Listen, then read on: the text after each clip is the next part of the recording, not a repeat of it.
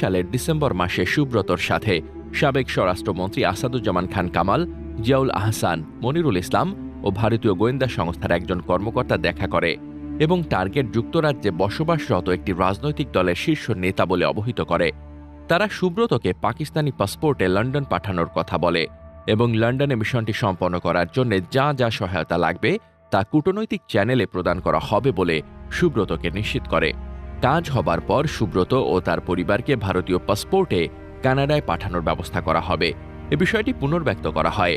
তারা এটাও জানায় এই কাজের ব্যাপারে সরকারের সর্বোচ্চ পর্যায়ের আগ্রহ আছে এবং সর্বোচ্চ মহলের গ্রিন সিগন্যাল পেলেই পাঠানো হবে এবং তার বেশভূষায় যেন পাকিস্তানি বলে মনে হয় এ ব্যাপারেও গুরুত্ব দেওয়া হয়। কিন্তু 2024-এর 5ই আগস্ট ছাত্র জনতার বিপ্লবে হাসিনা সরকারের পতন এবং হাসিনা পালানোর পর জিয়াউল আহসানের নির্দেশে সুব্রতকে তার মেয়ে বিথির কাছে বুঝিয়ে দেওয়া হয়